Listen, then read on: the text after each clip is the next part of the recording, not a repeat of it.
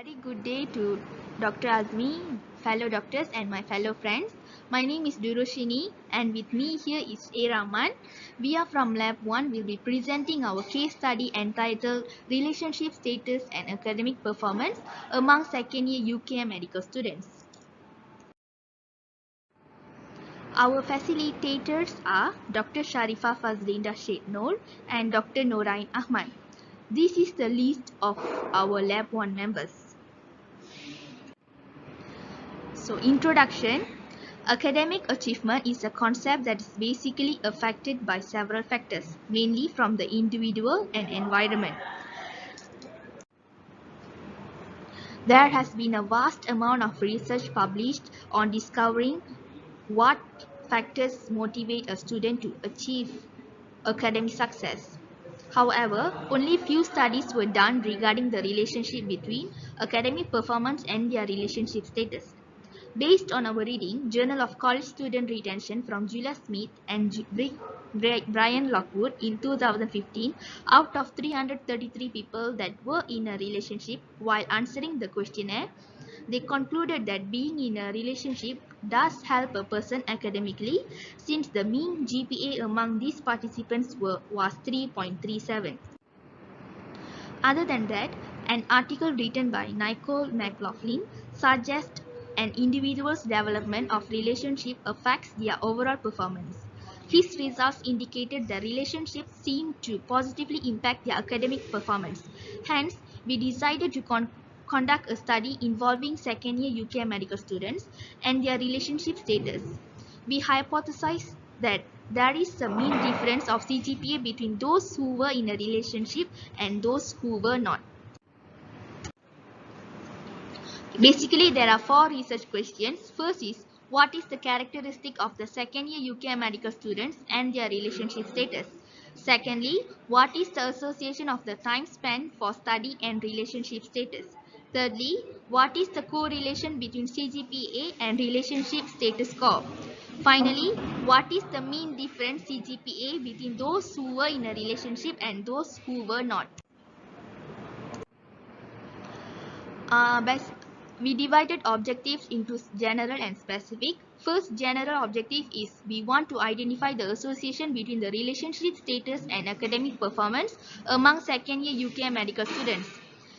Specific objectives, we want to describe the characteristic of the second year UK medical students and their relationship status.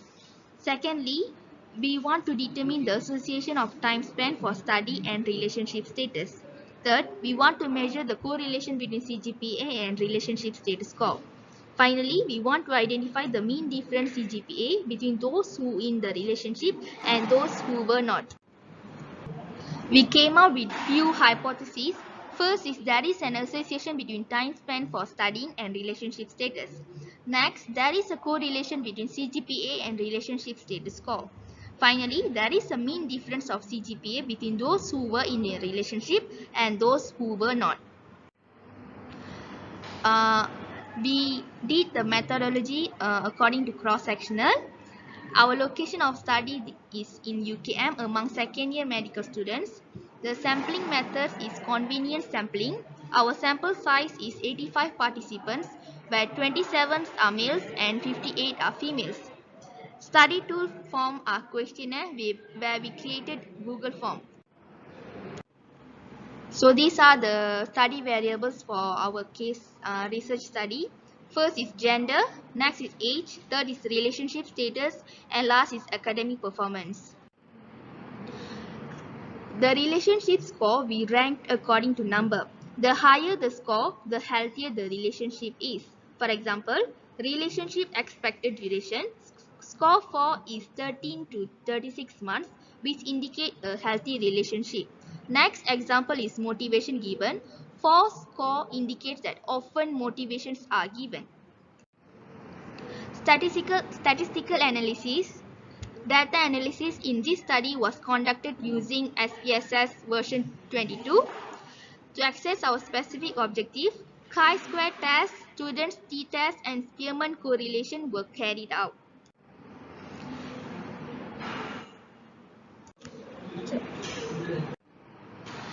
Table 1 shows shows the socio-demographic. The total number of students involved in this research was 85, consisting of 27 male students and 58 female students. The subjects were then categorized by race, which was 48 Malay, 16 Indian, 19 Chinese, 1 Bugis, and 1 Sabahan. The subjects were categorized based on their age, with one student being 19 years old, 70 students were 20 years old, and 14 students were 21 years old. The students were also categorized by their monthly allowance from the year 2017. There were 9 students getting less than 200 ringgit per month, 53 students getting 201 ringgit to 500 ringgit per month, 15 students getting 501 ringgit to 1000 ringgit per month, and 8 students getting more than 1000 ringgit per month. So as we can see, there were 30 students that were in a relationship and 55 students were not in a relationship. Now let's go for the association for time span of studying and the relationship status. As we can see here, the p-value is more than 0.05. So that this shows that there is no association between time span for studying and also relationship status. Next is the correlation between the CGPA and the relationship status score. As we can see that the correlation is at 0.36 with the significance at 0.849. This shows that there is a very weak positive correlation between CGPA and the relationship status score. At the same time, this is not significant because P has a value more than 0.05. The last but not the least, the mean CGPA according to the relationship status. As we can see here, those who are in a relationship had a higher mean CGPA compared to those that are not in a relationship. But then since the p-value is 0.117 and that is more than 0.05, this result is still not significant. The theta association between mean CGPA and this relationship status is like what I said earlier, 0.117, which is more than 0.05. This is the graph that shows the average time spent to study per week with CGPA and those who are in a relationship. As we can see here, those who study less than 2 hours but were in a relationship had the highest mean CGPA score. Discussion. In this research, Pearson chi-square is used to find out the relationship between time spent studying and the relationship status. As we can see, the result is insignificant since the p-value was more than 0.05. This outcome is probably due to those who are not in a relationship and do not spend their time studying as they are occupied with other matters. Those who are in a relationship could be or might have been devoting their remaining spare time to studying because accompanying their companion. Those who are single might be busy with activities such as events or spending their time with their hobbies instead of studying. In this research, we also analyze the relationship status and academic performance using t-test and Spearman correlation. For the t-test, the relationship status and academic performance is not significant since the p-value was 0.117, which is more than 0.05. For the Spearman correlation between the relationship status score and also the academic performance, the p-value was 0.849, which also shows a higher than 0.05. This shows that it is not significant, and the reasons are the same as what stated earlier, where this might be due to a lower number of sample size and such. This outcome is probably due to the small sample size. We had 84 participants in this survey and a very high standard deviation, and this can directly influence the significant level of the test. Furthermore, the targeted participants are second-year medical students. Medical students tend to be more conscious of their study as the goal of studying leads to managing of their lives of people. Therefore, relationship status does not play a huge factor in academic performance compared to other individuals. Interestingly, students who spend less than 2 hours to study weekly has the highest mean CGPA with a score of 3.257. 3 out of them were in a relationship, and students who were more than 14 hours to study weekly had the lowest mean CGPA with a score of 3.192. 12 out of 25 of them were in a relationship. This is most probably because those students who spend less time on studying has more time to wind down. Thus, they could pay full attention during lectures and need not revise much in their rooms, whereas those who spend more than 40 hours would not have enough time to sleep or leisure and worsen their performance as time goes on. With this research, we had new findings.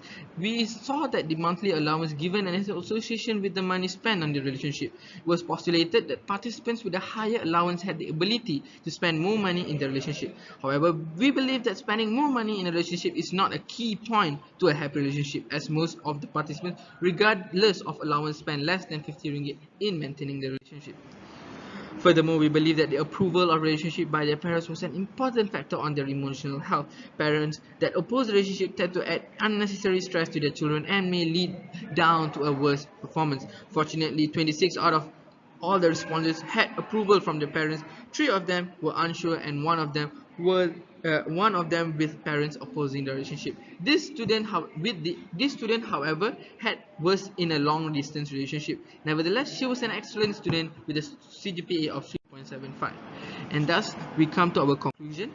To conclude, academic performance depends on various factors such as family relationship, time spent studying, and internal motivation, and many others. In some research, being in a relationship shows a positive association with academic performance. However, this does not hold true in our study. Ironically, a person in a relationship who studied less than 2 hours a week showed a higher academic performance. This result, however, is not significant. Our sample is far too small, and also the usage of an invalidated questionnaire creates bias. That's all.